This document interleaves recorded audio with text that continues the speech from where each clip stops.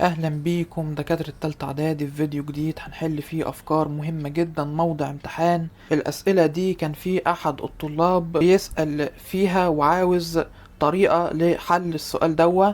هنحل سؤال من محافظة الدقهلية والسؤال التاني من محافظة الشرقية. سؤالين مهمين جدا، ولكن ياريت قبل اي حاجة ندعم الفيديو بلايك واشتراك في القناة. نحل السؤال قبل ما نشوف الاجابة. السؤال بيقول لي ايه؟ بيقول لي في الشكل المقابل 5 أعمدة كهربية متماثلة، القوة الدافعة الكهربية 3 فولت لإيه؟ لكل عمود. طالب منك أول حاجة بيقول لك ما قراءة الفولتمتر V1 و V2.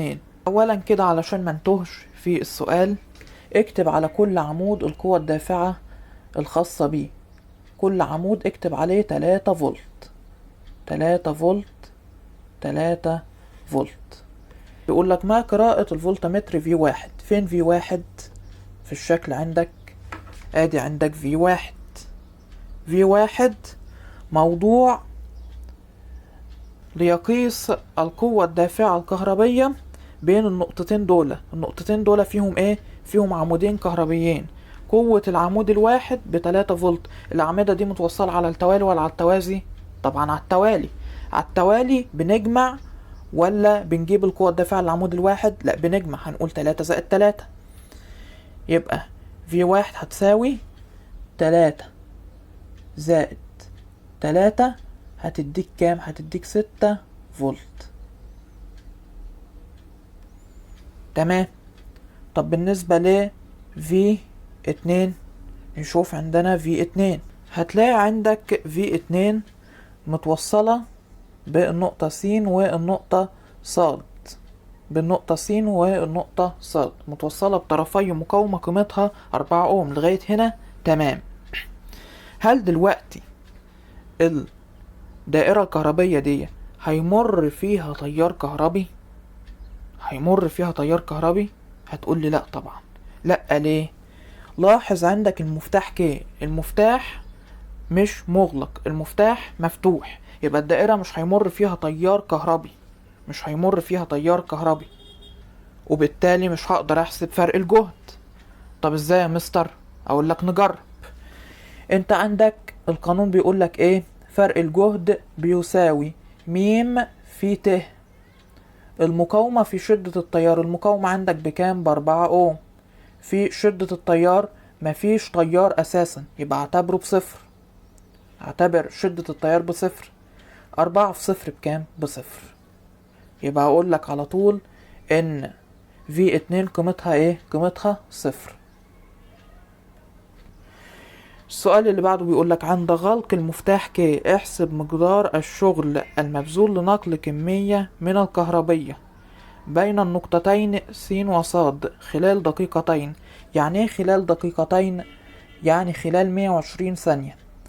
اضرب 2 في 60 علشان تحول من دقيقة الى ثانية.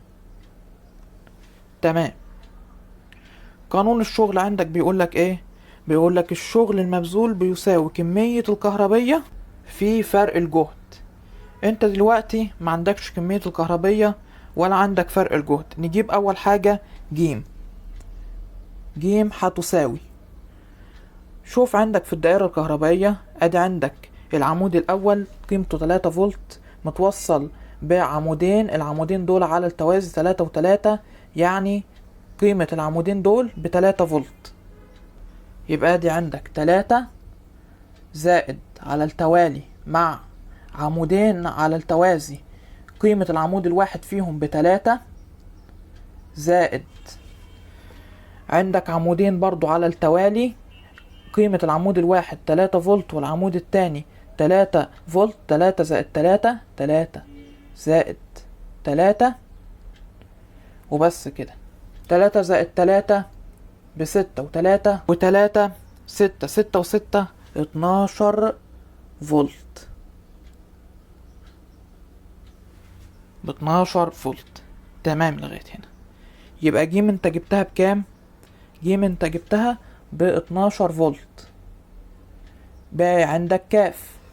كاف بيساوي ت في زين، كاف بتساوي ت في زين يساوي. اول حاجة كده احنا ما عندناش ت اللي هو شدة التيار. هو طبعا بيقولك عند غلق المفتاح، ما يقدرش يقولك شدة التيار والمفتاح مفتوح، قالك عند غلق المفتاح ك. تمام. نجيب ازاي شدة التيار؟ هتقول لي سهلة وبسيطة يا مستر، مش احنا دلوقتي جبنا فرق الجهد؟ ايوه. وعندنا المقاومة الكهربائية؟ ايوه. يبقى نقدر على طول بسهولة نجيب ت هتساوي ج على م، ج ب12 اللي هو فرق الجهد، على م ب4. 12 على 4 فيها كام؟ فيها 3 امبير. يبقى عندك شدة التيار ب3 امبير. يبقى نبدأ نعوض هنا ت في زين 3 في الزمن طلعنا 120 ثانية، 3 في 120 هتطلع معاك ب 360 كولوم. طب هو طالب منك اساسا ايه؟ طالب منك الشغل المبذول. الشغل بيساوي ج في كاف فرق الجهد في كمية الكهربائية، فرق الجهد ب12 فولت في كمية الكهربائية ب360 كولم، هتساوي هتطلع معاك ب 4320 جول. ده الشغل المبذول. يبقى كده عندك حل السؤال كله. اول حاجة عملناها جبنا قراءة V1 كان موضوع بين طرفي عمودين كهربائيين، يعني بيقيس القوة الدافعة الكهربائية للعمودين دول. وليه قلنا القوة الدافعة الكهربائية؟ لان خلي بالك المفتاح ك كان مفتوح، فلما المفتاح ك يبقى مفتوح الفولتمتر بيقيس ايه؟ بيقيس القوة الدافعة الكهربائية. قاس طبعا القوة الدافعة الكهربائية العمودين دول على التوالي، 3 زائد 3 طلعت معايا ب6 فولت. تمام لغاية هنا. V2 متوصلة بين ايه؟ مش متوصلة بعمودين، متوصلة بين طرفي مقاومة، وهنا ده اللي يفرق. لو بين طرفي مقاومة والمفتاح مفتوح يبقى على طول القراءة هتبقى بصفر، لأن مفيش تيار هيمشي في المقاومة. يبقى لو الفولتمتر متوصل بين طرفي أعمدة كهربائية والعمود مفتوح هيقيس عادي القوة الدافعة الكهربائية وهتطلع معايا قراءة طبيعي جدا. ولكن لو الفولتمتر متوصل بين طرفي مقاومة كهربائية والمفتاح مش مغلق، المفتاح مفتوح، يبقى على طول القراءة هتبقى بصفر. بعد كده قالك عند غلق المفتاح ك احسب مقدار الشغل. طلعنا فرق الجهد وطلعنا كمية الكهربائية، جبنا الشغل من القانون ج في ك فرق الجهد في كمية الكهربائية 12 في 360 طلعت معايا ب 4320 جول. ندخل على السؤال اللي بعده، كنا واخدين واجب الحصة اللي فاتت. قالك عند غلق المفتاح في الدائرة الكهربائية المقابلة فإن قراءة الأميتر نقط لن تتغير، تزداد للضعف، تقل للنصف، تزداد لأربعة أمثالها. تمام. بيقولك عند غلق إيه؟ عند غلق المفتاح في الدائرة الكهربائية. آدي عندك عمودين على التوالي.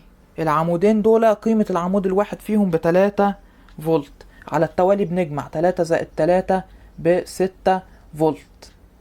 ده والمفتاح مفتوح. المفتاح مفتوح، ادي عندك التيار الكهربي هيمشي في الدائرة الكهربائية وهيعدي على الاميتر علشان يقيس شدة التيار، هيعدي على المقاومة الثابتة وهيرجع تاني بالشكل ده طبيعي خالص. تمام لغاية هنا. ده بالنسبة لو المفتاح مفتوح. لو اغلقنا المفتاح ايه اللي هيحصل؟ ادي عندك اغلقنا المفتاح بالشكل ده، اللي هيحصل ان هيبقى عندك عمودين على التوالي. قيمة العمود ب3 فولت، 3 زائد 3 ب6 فولت. وعندك عمود متوصل معاهم على التوازي، قيمته بكام؟ قيمته ب6 فولت. 6 على التوازي مع 6 فولت. 6 على التوازي مع 6 فولت، يبقى قيمة القوة الدافعة الكهربائية في الدائرة الكهربائية هتكون بكام؟ هتكون برضو ب6 فولت. هتكون ب6 فولت. ما انت 6 على التوازي مع 6، في التوازي بنعمل ايه؟ بناخد القوة الدافعة للعمود الواحد، يبقى هتطلع لي برضو 6 فولت، يبقى مش هتفرق في حاجة. القوة الدافعة مش هتفرق في حاجة زي ما هي. يبقى اللي هيحصل لقراءة الأميتر احنا زي ما احنا عارفين التناسب بين شدة التيار وفرق الجهد تناسب ماله؟ تناسب طردي، يعني كل ما يزيد فرق الجهد كل ما تزيد شدة التيار. وطبعا الأميتر ده بيقيس شدة التيار. هل حصل حاجة لفرق الجهد؟ هل اتغير؟ لا، كان قبل غلق المفتاح ب6 فولت، وبعد غلق المفتاح فضل برضو ب6 فولت، يبقى برضو نفس الحكاية، مش هتحصل حاجة لشدة التيار، لن تتغير. الإجابة معانا هتكون لن تتغير. ندخل على السؤال اللي بعده. في السؤال اللي بعده طالب قياس V1 وV2 وV3، يعني لازم أحسب قراءة جهاز فولتمتر 1 وفولتمتر 2 وفولتمتر 3.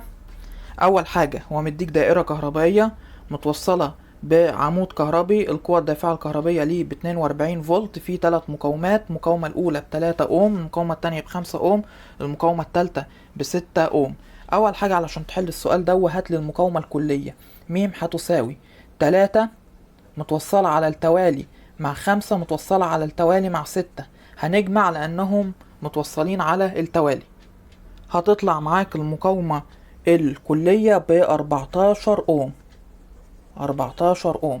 انت كده بيه معاك المقاومة الكلية، تقدر تجيب شدة التيار. شدة التيار بتساوي ج على م. فرق الجهد عندك ب42 على المقاومة 14، هتطلع معاك شدة التيار ب3 أمبير. تقدر تجيب كده قراءة V1 وV2 وV3. V1 هتساوي أول حاجة فرق الجهد بنجيبه ازاي؟ بين أي نقطتين بنضرب شدة التيار في المقاومة. شدة التيار في المقاومة، موضوع بين مقاومة قيمتها بكام؟ قيمتها ب3 أوم، يبقى ت في 3، ت بكام؟ ب3، يبقى 3 في 3 هتطلع معاك ب9 فولت. قيمة V1 ب9 فولت. طيب نجيب V2. V2 هتساوي ت اللي هو شدة التيار في المقاومة اللي هي موضوع بين طرفيها، مقاومة ب5 أوم، يبقى ت في 5، ت ب3 أمبير في 5 أوم، 3 في 5 ب15 فولت، يبقى V2 15 فولت. وهسيب لك قراءة V3 تجيب القراءة وتكتب الإجابة بتاعتها في التعليقات. يعني انت هتحل V3. وبكده نكون انتهينا من حصتنا، اتمنى تكون استفدت، واشوفكم على خير في الفيديوهات اللي جاية.